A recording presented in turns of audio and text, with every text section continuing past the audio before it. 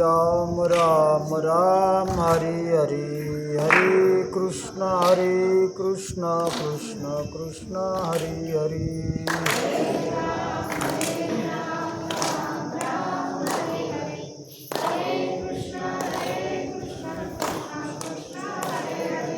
हरे राम राम राम हरे हरे, हरे कृष्ण कृष्ण कृष्ण हरे हरे। हरे राम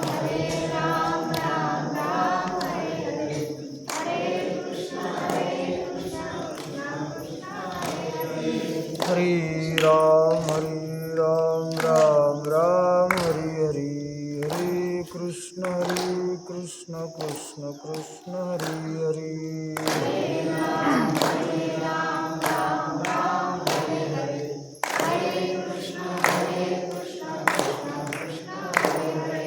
कुंडलिकावरदे हरिविठ्ठल श्री ज्ञानदेव तुकाराम, विनायकं गुरुं नौमि साखरे नाम विस्मृतं, येषां चरणसान्निध्यात् जीवा मुक्ता भवन्ति।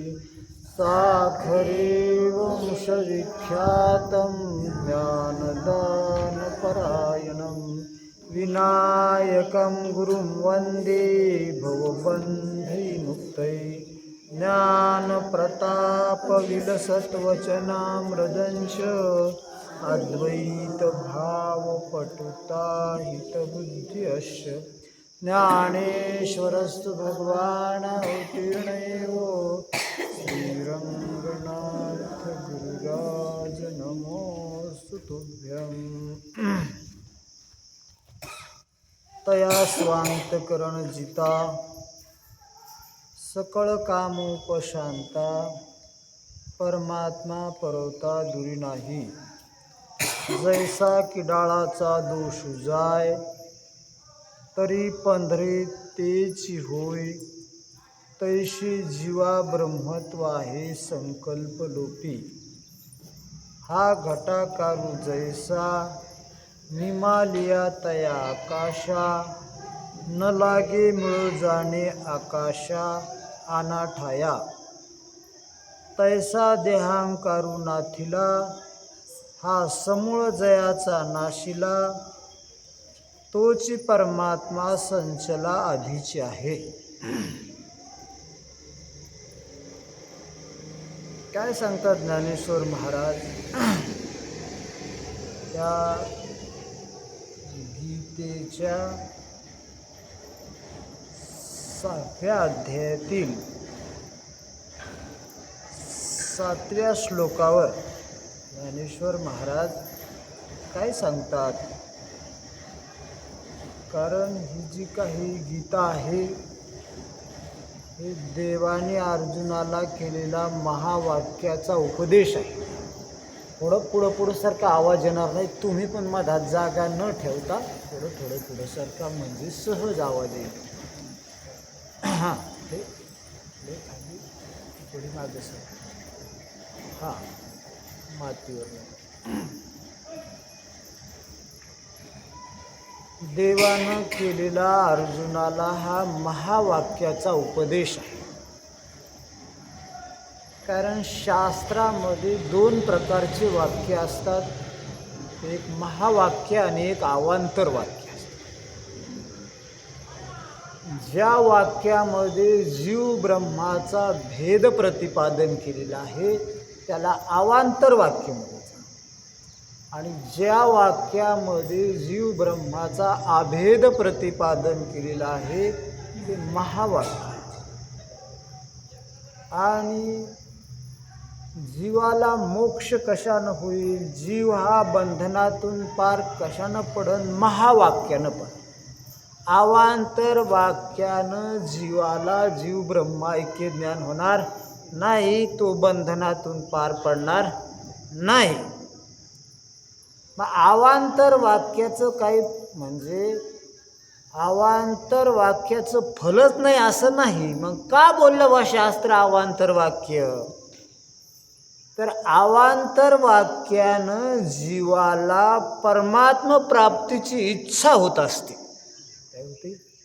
अवांतर वाक्यानं जीवाला परमात्म्याची प्राप्ती नाही होणार. काय नाही होणार? हा, परमात्म्याची प्राप्ती नाही होणार. म्हणजे जीव ब्रह्म ऐक्य ज्ञान नाही होणार, मोक्ष नाही होणार, तो बंधनातून पार नाही पडणार. पण अवांतर वाक्यानं काय होईल की परमात्म प्राप्तीची इच्छा होत असते. किंवा अवांतर वाक्य सांगतं परमात्मा आहे, तो नित्य आहे, निर्गुण आहे, निराकार आहे, सर्वज्ञ आहे, सर्वशक्तिमान आहे. जीव हा अल्पज्ञ आहे, अल्पशक्तिमान आहे, अज्ञानी आहे. हे जीवाचे काय आहेत? लक्षण आहेत. म्हणून जीव वेगळा आहे आणि परमात्मा वेगळा आहे. मग परमात्मा सुखरूप आहे, जीव हा दुःख भोगायला म्हणजे कसा आहे? दुःखीचे का नाही? म्हणून तर तुकाराम महाराज म्हणले, जो देखे सो दुखिया बाबा, सुखिया कोई नाही रे. म्हणजे हे सगळे जीव कसे येतं? दुःखी आहेत. परमात्मा हा सुखी आनंदरूप आहे, सर्वज्ञ आहे, सर्वशक्तिमान आहे. मग आता इतका जर चांगला परमात्मा आहे असं जर शास्त्राच्या मुखातून ऐकलं आपण, तर आपल्याला अशा परमात्म प्राप्तीची काय होती? इच्छा होती. कारण संसारात असा कोणताच पदार्थ नाही इकडं की जो नित्य आहे, जो आनंद स्वरूप आहे. असा कोणताच काय नाही इकडं पदार्थ नाही. जीव आहे तर ते अज्ञानी आहेत, ते बी दुःखी आहेत बिचारी. संसार मरणार आहे आणि जीव दुःखी आहेत. जगाकडे पाहावा तर काय आहे? ते मरत आहे. मरत आहे म्हणून ते काही चांगलं नाही ना. आपल्याला मरणारं आवडत नाही. काय आवडत नाही आपल्याला? आपल्याला मरणारं आवडत नाही. आपल्याला न मरणारं आवडतंय, न मरणं आवडतंय, पण माहीत नाही ना. काय नाही? माहीत नाही. मग आता चला, मरणाऱ्यावरच तितक्या पुरतं काहीतरी समाधान होत नाही, पण माना. काय काय संसारात जीवाचं समाधान नसतं बरं का. पण काय करतं माणूस? माना. काऊन माना? आता का करता मग? आता नाही मानात. समजा एखाद्यानं लग्न केलं, मग त्यानं बायको केली, मग ती मरणारी का न मरणारी? म्हातारी होणारी का जशाला तशी राहणारी? मग म्हातारी होणारी आवडती का त्याला? नाही. बरं, ती रोगाचे भांडारे का आरोग्यवान आहे, दुर्गंधीची थार आहे का शुद्ध आहे? मग अशी आवडते का त्याला? मग अशा पदार्थावर समाधान होईल कसं? पण आता करता काय? त्यानं समाधान मानलंय. काय केलंय आता? नाही मानावं तर चांगली आणाव कुठून? म्हातारी न होणारी आणाव कुठून आता? म्हणून आता काय करा? माना समाधान, जशी असन तशी. मग आता हे रोगाचे भांडारावर नाही समाधान म्हणा, तर ज्याच्यात रोगच नाही अशी आणाव कुठून? म्हणजे समाधान मानलंय जीवानं, त्याचं काय नाही, त्याच्यात समाधान नाही. हा, म्हणजे आपला विषय काय चालला होता की बाबा ह्या मरणाऱ्यावर जीवाचं काय नाही, समाधान नाही. समाधान मानले नाईलाजान. म्हणून जगाकडं पाहावं तर मरणार, जीवाकडं पाहावं तर दुःखी. कसे दुःखी? म्हणजे कवा बी रडरडत त्याची. कशी? वरून पाहत तोंड खराब, आणि ऐकायला जावा तर रडणं त्याचं कवा बी. कसं असतं बघा ना कोणाजवळ बी.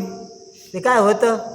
आता पोरगं आलं की रडतं. मोबाईल नाही, बंगले नाही, टी व्ही नाही, रडतच नाही. बायको आले की ती बी रडत. तिनं सूर काढा की मग अलंकार नाही, कपडे नाही. म्हणजे आजच का नाही? सोयरे म्हणलं ते म्हणजे आयर घेतला नाही, चहा पाजला नाही, म्हणजे काय त्याचं रडणं. आणि चेहरे पावा तर सुकलेलेच. मग आता काय पाहा या जीवाकडं. मग जीवाच्या संगतीत माणसाचं समाधान आहे का जडाच्या संगतीत आहे? कारण जीवाच्या संगतीत काय समाधान मानावं का बायकोच्या संगतीत काय समाधान मानावं? जीवाकून पाहत रडती आणि देहाकून पाहत मरती.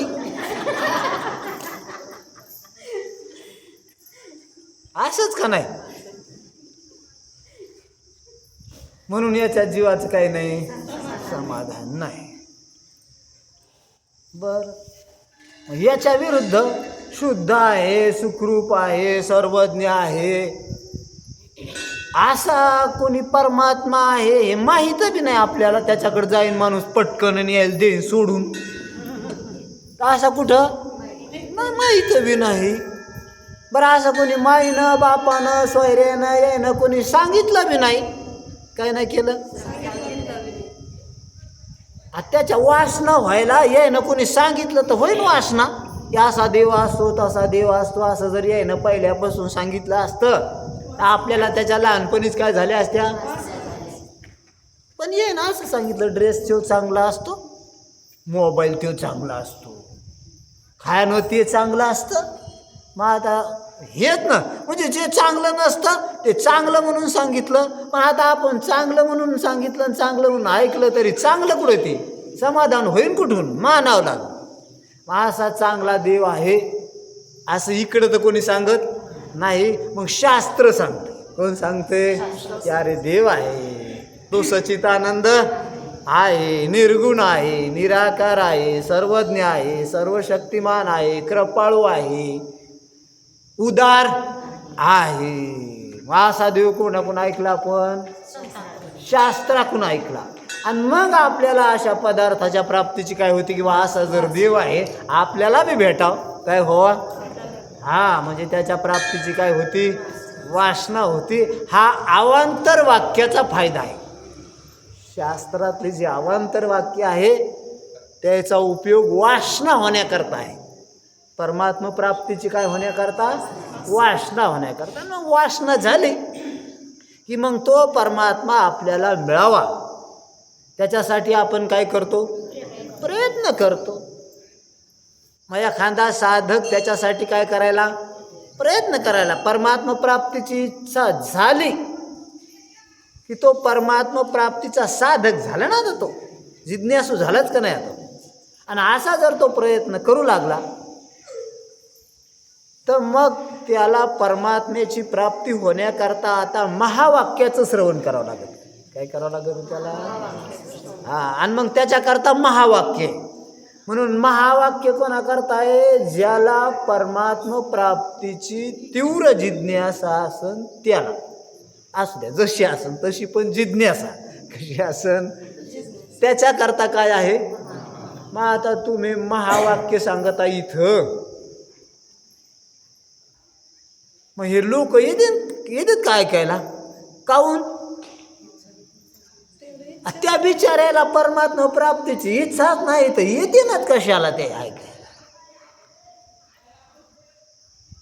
म्हणले मग बाकी तिकडं कशी काय येते? तर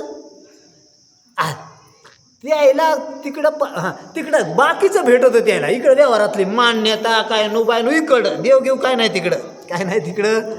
आणि देवघेव द्यायला लागत नाही, त्याला इच्छाच नाही बिचाऱ्याला, काय नाही.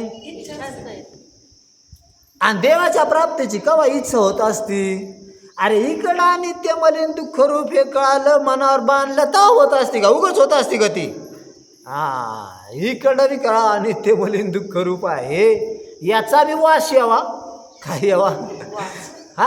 याची बी भीती वाटाव. तेव्हा इकडं निघते नीट. तसे निघते का हे? म्हणून यायला परमात्मा प्राप्तीची काही नाही इच्छा नाही. म्हणून महाराज म्हणले ना, हे शेणा माझी शेण किडे आणि बांधून या राहती वाडे. महाराज म्हणले काय काय पुई पंखीचे किडे चिळशी घेती, पोतले किडे. काय उपमा द्यायचे अजून त्यानं? कशातले किडे? ते पोतले आळ्या तिथंच वळवळ करतात त्या. तिथं त्याचे बँड, लग्न, हेरळ, व्हिडिओ शूटिंग कुठं चालती त्या पोतच. मग ठीक आहे, परिवाराचे द्यायचा तो. हा ते काय त्याच्यातली चिळशी घेतात काय, हा त्याच्या मॅचिंग करतात मस्त. त्याने चाललं मजा. ते महाराज म्हणले हे काय चिळशी घेते, ती उपमा देऊन टाकू द्यायला. हा चला जाऊ द्या मग आता. आणि यायला होती हे परमात्मा प्राप्तीची इच्छा. अरे या शुद्धाच्यात नादी लागलेली याची यायला मजा यायली तर का परमात्मा प्राप्तीची इच्छा होत यायला. चला म्हणून ज्याला परमात्मा प्राप्तीची इच्छा असल तो महावाक्य ऐकत असतो. काय करीत असतो, हा. आणि मग त्याला परमात्म्याची प्राप्ती होऊन तो मुक्त होत असतो त्याला. मग आता म्हणून हे देवानं अर्जुनाला जे सांगितलं ना ते अवांतर वाक्य नाही सांगितलं, महावाक्य सांगितलंय. कोणचं वाक्य सांगितलं, हा महावाक्य सांगितलं. आणि आपण सकाळीच पाहिलं की महावाक्य सांगत असताना एक तर तो देवाचा कोण होता, भक्त होता. दुसरी गोष्ट आता शिष्य बी झाला होता. काय झाला होता तो आता, मग आपण पाहिलं बा दोघांचं प्रेम असतं, एक तर गुरु भक्ताचं प्रेम आणि गुरु शिष्याचं प्रेम. आता दोन्ही प्रेम एकत्र आले होते तिथं. काय झाले होते, हा कारण देव गुरु बी होता आणि देव तर पहिलाच होता पण आता गुरु बी झाला होता. आणि अशा प्रेमातून सांगितलेलं ते महावाक्य आहे. पुन्हा नुसतं महावाक्य नाही तर इतक्या प्रेमातून सांगितलेलं महावाक्य. आता मग देवाच्या म्हणजे गुरुच्या आणि देवाच्या मुखातून सांगितलेलं ते शिष्याला आणि भक्ताला महावाक्य येतात ते, बरं का. आणि ते महावाक्य आपल्याला संताच्या मुखातून ऐकायला भेटायला आता. कोणाच्या, हे ज्ञानेश्वर महाराजाच्या मुखातून ऐकायला भेटायला आपल्याला. आपण अर्जुनापेक्षा बी भाग्यवान आहोत. अरे देवाचं आणि गुरुचं जे प्रेम असतं ना ते मर्यादित असतं. कसं असतं, हा संताच्या प्रेमाला मर्यादा नाही. बघा आता शास्त्रामध्ये 4 जणाच्या प्रेमाचं वर्णन केलेलं आहे बरं का. एक तर आईचं मुलावर असलेलं प्रेम, देवाचं भक्तावर असलेलं प्रेम, गुरुचं शिष्यावर असलेलं प्रेम आणि संताचं सर्वावर असलेलं प्रेम. मग आईचं मुलावर प्रेम आहे पण ते मुलापुरतंच मर्यादित आहे, बाकीच्यावर नाही तिचं प्रेम तेवढं. म्हणून तिचं प्रेम कसं आहे, मर्यादित आहे. आणि पुन्हा आंधळं प्रेम आहे तिचं. कोणचं प्रेम आहे, ते अज्ञानातून केले गेलेलं प्रेम आहे. आणि मग आंधळं प्रेम असल्यामुळं त्या मुलाचं कदाचित व्यावहारिक हित झालं असेल पण पारमार्थिक नुकसान झाली ना, मोक्षाकून काय झाली. हा म्हणून तर म्हणावं लागलं की माय ती सरपिनन बाप त्यो बोक्या. मग आता काय करतात, ते आंधळं प्रेम आहे. कोणचं प्रेम आहे ते, हा डोळस प्रेम नाही, कारण तिला बिचारीला ज्ञान नाही. तिच्याही कल्याणाचं तिला ज्ञान नाही आणि मुलाचंही कल्याण कशानं होईल हे तिला काही नाही, ज्ञान नाही. म्हणून ते आंधळं प्रेम आहे. त्या आंधळ्या प्रेमातून जे तिनं त्याला शिकवलं त्याच्यातून त्याचा घात झाला. झालं ते प्रेम असं. दुसरं प्रेम आहे देवभक्ताचं. काय आहे, आता देवभक्ताचं प्रेम आहे. देव हा डोळस आहे. कसा आहे, डोळस असल्यामुळं त्याच्या प्रेमातून भक्ताची काय होणार नाही, नुकसान होणार नाही, फायदाच होईल. काय होईल, हा म्हणून देवाच्या संगतीत जीवाची हानी होत नाही. पण देवाचं जे प्रेम आहे ना ते भक्तापुरतंच आहे, बाकीच्यावर नाही. काय नाही, हा कारण कोणावर आहे ते, भक्तावरच. कोणाला दिसतो त्यो, बाकीच्याला दिसतो का नाही. जो भक्ती करीन त्याला साक्षात्कार होतो, बाकीच्या सगळ्याला होतो का नाही होत. म्हणजे त्याचं प्रेम कसं आहे, मर्यादित. तसं गुरुचं बी प्रेम कसं आहे, मर्यादित. ते सगळ्यालाच ब्रह्मज्ञान नाही सांगित, महावाक्य नाही सांगित. जो त्याला शरण येईल शिष्य तो पत्कारील त्यालाच सांगत. म्हणून गुरुचं बी प्रेम कसं आहे? मर्यादित आहे. पण संताचं प्रेम तसं नाही. संतांनी महावाक्याचा उपदेश केला तो सगळ्यालाच केला. कशाला केला? कोणाला केला? सगळ्याला केला. म्हणजे त्यांच्या प्रेमाला मर्यादा नाही. काही नाही. मर्यादा नाही. मग आता त्याचं असं अमर्याद प्रेम म्हणजे ज्ञानेश्वर महाराजाच्या प्रेमाला काही नाही. मर्यादा नाही. आणि त्यांच्या जसं आणि जे संत आहेत ना, आता गुरु हे शिष्याला जे उपदेश करतात ते अधिकारवाणीनं करतात. काय करतात? संत जे सर्व जीवाला उपदेश करतात ते अधिकारवाणीनं नाही, नम्रतेनं. कशानं?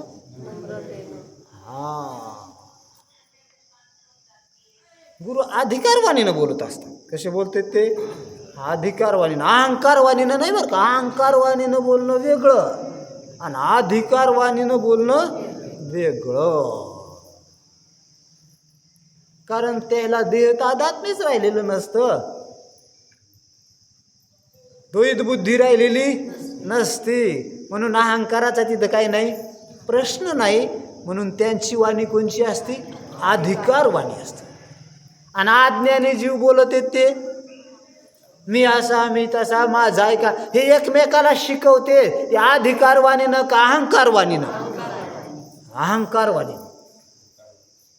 म्हणून ही अज्ञानी जीवाची जे शिकवते ते एकमेकाला ते कशानं? अहंकारवाणी असते. आणि गुरुची अधिकारवाणी असते. देवाची कदाचित अधिकारवाणी असते. त्याला अधिकार आहे सांगण्याचा, कारण त्याला स्वतःचं कल्याण कळतं. त्यालाही बिचाऱ्याला अहंकार नाही, त्याला देहबुद्धीच नाही, तर अहंकार असण्याचा प्रश्नच नाही. चला.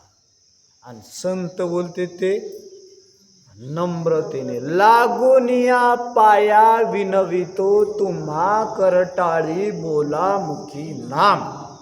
बघा आता काय लागूनिया पाया. काय लागूनिया? कोणाच्या? ऐकणाराच्या. नुसतं पाया लागून नाही तर विनंती बी करायली. काय करायली? करटाळी बोला. म्हणजे त्याच्या वाणीमध्ये काय आहे? नम्रता. चला. म्हणून ज्ञानेश्वर महाराजांनी गीता सांगत असताना ज्ञानेश्वरी ऐकणाराला म्हटलंय तुम्ही महेशाच्या मूर्ती. कशाच्या मूर्ती? मी दुबळा आरशीत असे भक्ती. तुम्ही महेशाच्या मूर्ती आहात म्हणजे तुम्ही सुज्ञ आहात. कसे आहात? मी दुबळा आहे म्हणजे तुमच्या मानानं अज्ञानी आहे, मला तेवढं ज्ञान नाही. आणि मी आर्चित असे भक्ती. ही तुम्हाला गीता सांगायला ना, ही माझी भक्ती आहे. भक्ती समर्पण करणं आहे. म्हणजे मी तुमचा सेवक आहे. काय आहे? आणि माझे जे बोल आहेत ना ते कडू इंद्रावण असतं का तसे येतं, पण तरी तुम्ही स्वीकाराल. काय स्वीकाराल? ही काय आहे? संताच्या ठिकाणी असलेली काय आहे? नम्रता. जे एवढ्या नम्रतेनं आणि व्यापक प्रेमानं केलेला महावाक्याचा उपदेश म्हणजे ज्ञानेश्वरी. काय आहे ती? म्हणून अंती ज्ञानेश्वरी लिहित असताना मग आता इतक्या प्रेमातून लिहिलेली, त्यांनी इतक्या नम्रतेतून लिहिलेली, म्हणून तर इतकी प्रभावी ती. सर्वसामान्याला कळनाशी, सर्वसामान्याला कळतील असे दृष्टांत अशा शब्दात अशी मांडणी करून लिहिलेली ती ज्ञानेश्वरी आहे. म्हणून त्याचं महाराजांनी नामदेवरायांनी वर्णन केलेलं आहे की गीता म्हणजे सोनं आहे आणि ज्ञानेश्वरी म्हणजे त्या सोन्यावर केलेले अलंकार आहे. गीता अलंकार नाम ज्ञानेश्वरी, अलंकारित गीता म्हणजे ज्ञानेश्वरी.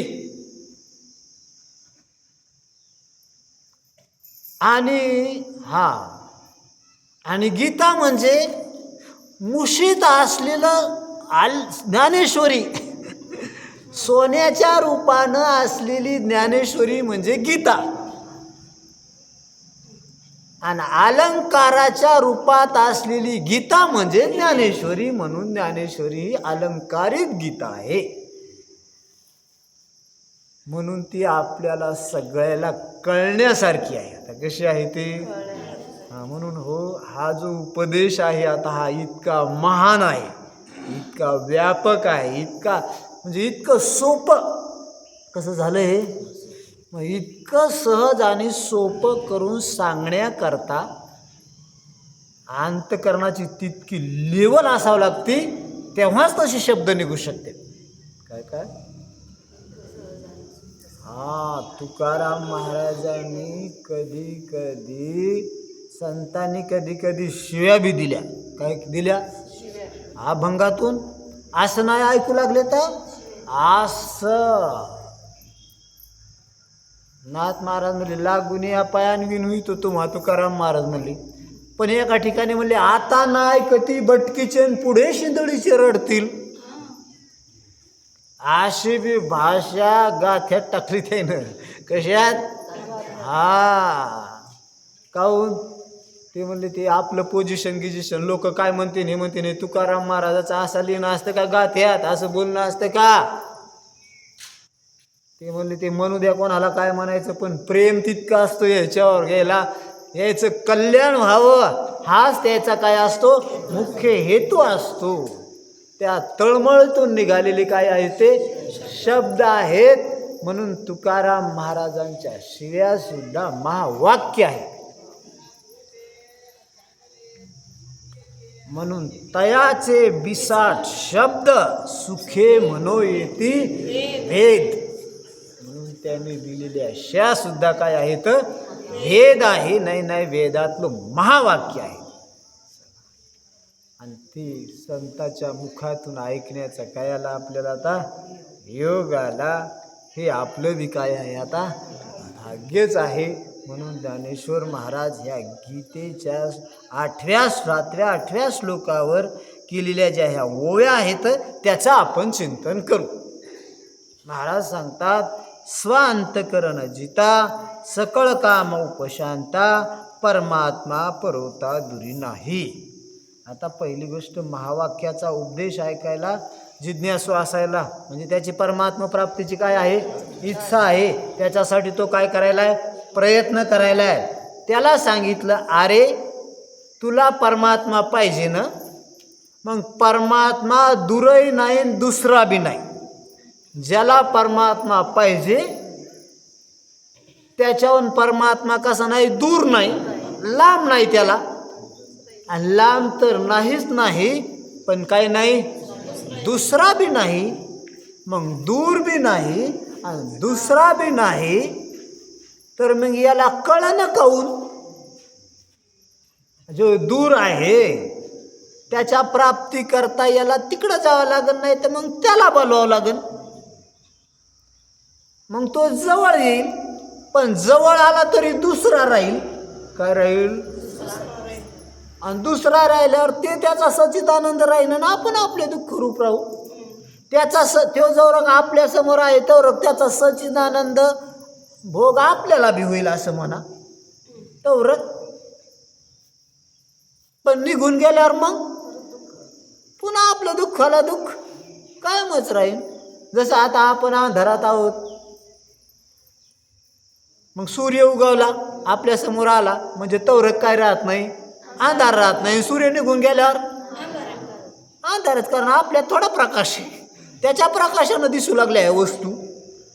पण तो गेला निघून तर मग पुन्हा अंधार, पुन्हा बसा चाच बळत. तसं देव जर दुसरा असता तर मिळला असता आपण त्याला बोलून नामस्मरण करून बोलून भक्तीनं आला असता तो जवळ. पण राहिला असता तर राहिला असता मग जाईल ना तो तुझा आलेला म्हणल्यावर. आणि तो गेला की पुन्हा दुःख. म्हणून नामदेवराय म्हणत होते बाबा आता दृष्टी पुढे ना ऐसाची तू राय. आणि जो मी तुझं पाहे वेळोवेळा तो आता माझ्या दृष्टीसमोर येणं असाच राय. हा आणि तू असाच राहिला ना मग मला वेळोवेळा पाहता येईन तुला. मला जेव्हा पाह तेव्हा पाहता येईन, नाही पाहीन तेव्हा नाही पाहीन, पण असाच उभा राय म्हणजे झोप आल्यावर झोपणंच आहे त्याला. पण तर तू जाऊ नको बरं का, नाही उठल्यावर मग कुठून पडलो तुला पुन्हा. आता तेव तरी खरं राहीन त्याचे तिकडे पडले पडे काय. मग त्याची बायको वाट पाहिली आलता गाडीवर तू भेटायला तुला. तेव निघून गेल्यावर पुन्हा त्याच्यासाठी पुन्हा तळमळ करायचा की देव गेला म्हणजे शेवटी जाणार का नाही ते. हां म्हणून ते म्हणले तसं नाही. मग देव त्याच्यामुळं दुसरा असून बी फायदा नाही. तो जवळ बी आला तर दुसरा आहे शेवटी. हां म्हणलं मग ते म्हणले दूर तर नाहीच नाही जवळच आहे. बरं जवळ आहे पण दुसरा बी नाही पुन्हा काय नाही आत्मरूपच आहे. मग आता जो दुसरा नाही दूर बी नाही आणि झाकलेला बी नाही काय नाही. ह्यो याला झाकलेला आहे का? आपण आपल्याला झाकलेलो आहे का? आपल्याला आपलं ज्ञान नाही का? अरे मी जाणणार आहे, मीला ज्ञान आहे ना. म्हणजे प्रगट बी आहे का नाही. म्हणजे देव आता आहे, इथं आहे, मी रूपानं आहे आणि प्रगट आहे. सांगा बरं आता काय उणीव देवाची. आता काय अडचण आहे देव कळायला. कुठशी काय अडचण आली. ज्या अर्थी कळत नाही त्या अर्थी कुठंतरी अडचण असायलाच पाहिजे. आता काय काय अडचण नाही म्हणा तर कळ ना कसा. इकडून पाहा तर अडचणच नाही, दूर नाही, जवळच असल्यामुळं काही अडचण नाही दिसायला, पटकन दिसन. बरं दुसरा बी नाही पुन्हा कसा नाही. दुसरा बी नाही, आत्मरूपच आहे, मी रूपच आहे. बरं मी रूप आहे आणि प्रगट नसता तर तरी अनुभवाला आला नसता. पण कसा आहे मी रूपानं ज्ञानरूपानं कसा आहे प्रगट आहे. प्रगट आहे म्हणल्यावर त्याचा आपल्याला अनुभव बी आहे. झाकलेल्या वस्तूचा अनुभव नसतो, प्रगट वस्तूचा काय असतो किंवा जिचा अनुभव असतो तिलाच प्रगट म्हणा. मग आपण कसे जाणण्या रूपानं प्रगट आहे. मग आता म्हणजे ज्याला परमात्मा प्राप्तीची इच्छा आहे तोच परमात्मा आहे आणि पुन्हा तो परमात्मा रूपानं प्रगट आहे. आणि असं असू नये याला परमात्मा प्राप्तीची काय आहे इच्छा आहे. म्हणजे आता कसं काय झाली वा इच्छा याला. आता मग कुठंतरी दोष असायलाच पाहिजे. आता काय असायला पाहिजे. हां मग ते म्हणले आता हे दोष अंतकरणातले कशातले आहेत आता हे. हां म्हणून काय करा आता स्वांतकरण जिता. म्हणजे स्वतःच्या अंतकरणाला काय करा आता जिंका. एवढंच काम राहिले. आता परमात्मा व्हायचा नाही, परमात्मा आणायचा नाही, प्रगट करायचा नाही, त्याचं ज्ञान व्हायचं नाही, याचं आहेच. म्हणून इकडून आता परमात्म्याकडून काहीच अडचण नाही तुम्हाला. फक्त अडचण कुणी कुण आली आता तुमचं अंतकरण तुम्ही जिंका. काय करा आता हा अंतकरण जिंका. मग आता अंतकरण जिंका म्हणजे काय करा. हे कसं असतं कोणी कोणाला जिंकलंय ते कसं आहे. समजा दोघं नवरा बायको आहेत. मग बायकोनं जर नवऱ्याला जिंकलं तर ती काय करते. हा